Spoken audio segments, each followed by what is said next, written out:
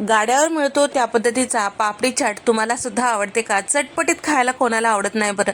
लहानांपासून मोठ्यांपर्यंत सगळ्यांना आवडते.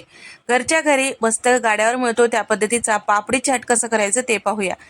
पहिल्यांदा आपल्याला भाजी तयार करून घ्यायचं आहे. तर पांढरे वाटाणे इथे मी साधारण 1.5 कप इतकं स्वच्छ धुवून भिजत ठेवलेलं होतं. आणि त्याचबरोबर इथे मी साधारण 2 मध्यम आकाराचे बटाटे साल काढून मोठ्या फोडी चिरून घेतलेला आहे. 2 मध्यम आकाराचे टोमॅटो मोठ्या फोडी चिरून घेतलेला आहे. आणि 2 कांदे इथे मी ते सुद्धा मोठ्या फोडी चिरून घेतलेला आहे. अगदीच बारीक नाही आहे. आणि त्याचबरोबर थोडीशी कोथिंबीर घेतलेली आहे. घेतलेले सगळे जिन्नस आपल्याला कुकरमध्ये टाकून घ्यायचं आहे. तर इथे आपल्याला अगदी सोयीस्कर पटकन होईल या पद्धतीने दाखवत आहे. आणि त्याचबरोबर हे सगळं बुडेल इतपत पाणी टाकून घ्यायचं, म्हणजे या मिश्रणाच्या 1.5 पट पाणी टाकून घेतलं. आणि त्याचबरोबर यामध्ये हिरवी मिरची, खडे मसाले, तर इथे मी दालचिनीचा तुकडा आणि सोबतच तमालपत्र सुद्धा टाकून घेतलेला आहे. कुकरचं झाकण लावायचं, गॅसचा फ्लेम कमी करायचं, 3 शिट्ट्या काढून घ्यायचं आहे. तर इथे मी पापडी करून घेण्यासाठी 2 कप मैदा घेतलेला आहे. चवीपुरतं मीठ, 1 चमचा ओवा, 1 चमचा जिरे थोडे हातावर चुरून टाकायचं, म्हणजे फ्लेवर यामध्ये उतरतो. आणि यामध्ये तेल टाकायचं. तेलाचा साठा छान असं मूठ वळेपर्यंत टाकून घ्यायचा आहे, अगदीच कमी नको. आता हे तेल सगळं पिठाला छान व्यवस्थित लावून घ्यायचं आहे. तर या ठिकाणी मैदाऐवजी तुम्ही गव्हाचं पीठ सुद्धा घेऊ शकता, तुम्हाला जर मैदा आवडत नसेल तर. तर या ठिकाणी सगळं छान असं व्यवस्थित साठा लावून घेतल्यानंतर इथे लागल तसं पाण्याचा वापर करून छान असं मध्यम कन्सिस्टन्सीमध्ये आपल्याला पीठ तिंबून घ्यायचं. जास्त घट्ट नको, जास्त पातळ नको.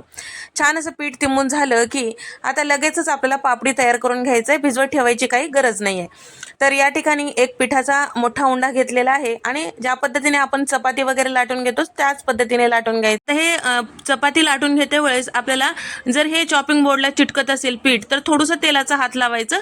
पीठ वगैरे लावायचं नाही, नाहीतर आपण तळते वेळेस तेल खराब होऊ शकतो आणि पुरीला सुद्धा पिठाचा थर येऊ शकतो. त्यासाठी तेलाचा हात लावून छान लाटून घ्यायचं. तर या ठिकाणी लाटते वेळेस जमेल तेवढं पातळ लाटायचं. जेवढं पातळ तुम्ही पुरी लाटाल तेवढं छान असं हे चवीला होईल. तर या ठिकाणी आता हे पाती छान असं लाटून झालेली आहे.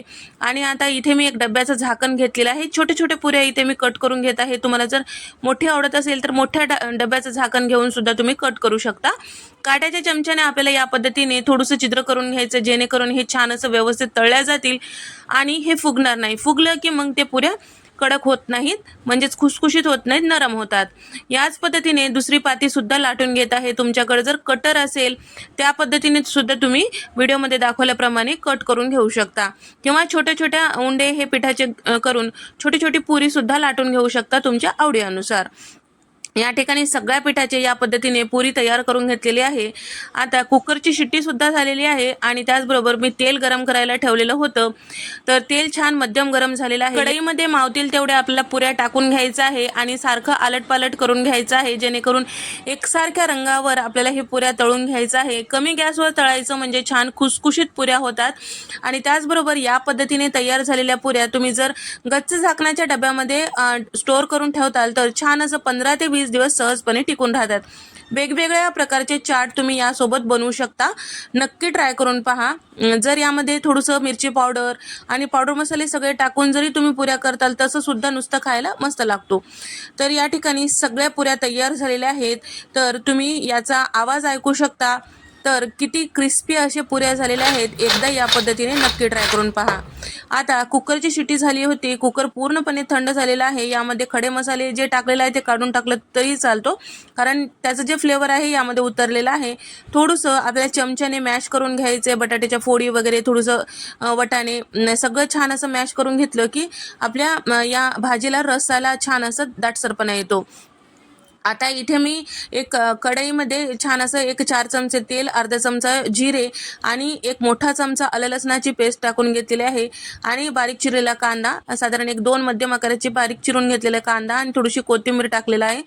आणि तयार करून घेतलेलं जे शिजून घेतलेलं वाटाण्याचं जे मिश्रण होतं ते टाकून घेतलेलं आहे. पावडर मसाल्यांमध्ये 1 चमचा हळद, 1 चमचा धने पावडर, अर्धा चमचा भाजलेली जिऱ्याची पूड आणि 1 चमचा इथे मी लाल मिरची पावडर टाकून घेतलेली आहे आणि 1 चमचा गरम मसाला टाकून घेतलेला आहे. चवीपुरतं मीठ आणि अर्धा चमचा आमचूर पावडर टाकून घेतलेला आहे. आमचूर पावडर नसेल तर लिंबाचा रस सुद्धा तुम्ही इथे वापरू शकता. मस्त चटपटीत खमंग फ्लेवर येतो.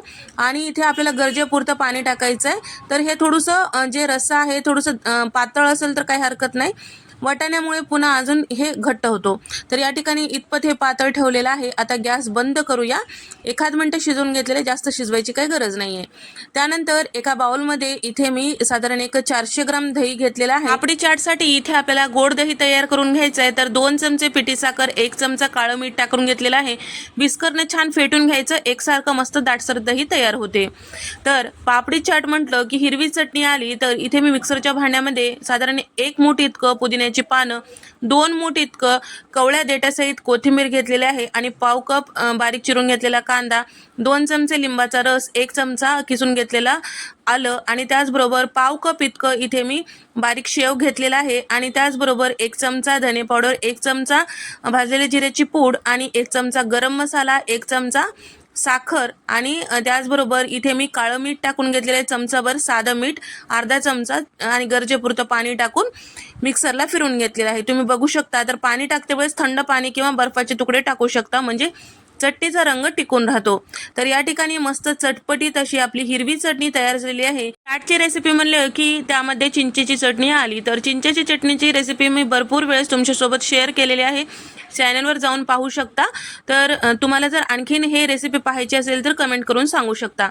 त्याचबरोबर इथे मी पावडर मसाले घेतलेला आहे. धने पावडर, जिरा पावडर, गरम मसाला आणि चाट मसाला आणि सोबतच इथे मी लाल मिरची पावडर घेतलेली आहे. तर हे सगळं आपल्याला वरतून टाकण्यासाठी घेतलेलं आहे. तर एका ताटामध्ये तयार करून घेतलेले वाटाण्याची जी भाजी होती ते टाकून घेतलेलं आहे आणि जे पापडी आपण तयार करून घेतलेले ते थोडंसं तोडून या पद्धतीने मोठे मोठे तुकडे टाकून घ्यायचं आहे. तर आवडीप्रमाणे तुम्हाला पापडी जसं आवडते त्यानुसार तुम्ही टाकू शकता. आणि त्याचबरोबर तयार करून घेतलेलं गोड दही यामध्ये टाकून घेतलेलं आहे आणि सोबतच यावर आपल्याला टाकायचं आहे हिरवी चटणी. तर हिरवी चटणी करते वेळेस लक्षात ठेवायचं, जेवढं आपण पुदिना घेतलं तेवढं त्याच्या दुप्पट आपल्याला कोथिंबीर टाकायचं आहे कवळ्या देठासहित. आणि सोबतच मस्त अशी चटपटीत होण्यासाठी इथे मी चिंचेची चटणी टाकून घेतलेली आहे. तर आता हे सगळं टाकून घेतल्यानंतर वरतून कांदा आलाच, बारीक चिरून घेतलेला कांदा आणि बारीक शेव यावर टाकून घ्यायचं आहे. आणि सोबतच यावर तुम्हाला जर आवडत असेल तर थोडंसं लिंबाचा रससुद्धा टाकून घेऊ शकता. आणि थोडीशी कोथिंबीर, लाल मिरची पावडर घेतलेले मी सुरुवातीला दाखवलेले जे पावडर मसाले होते ते सगळं टाकायचं. धने पावडर, जिरा पावडर, चाट मसाला, काळं मीठ थोडंसं. तर हे सगळं टाकून घेतलेलं आहे. तर या ठिकाणी इथे तुम्ही बघू शकता चाट भंडारमध्ये ज्या पद्धतीचा चाट मिळतो त्या पद्धतीचं घरच्या घरी तयार झालेलं आहे. व्हिडिओ आवडल्यास लाईक करा, शेअर करा, सबस्क्राईब करायला विसरू नका. नंतरच्या रेसिपीमध्ये भेट देऊया.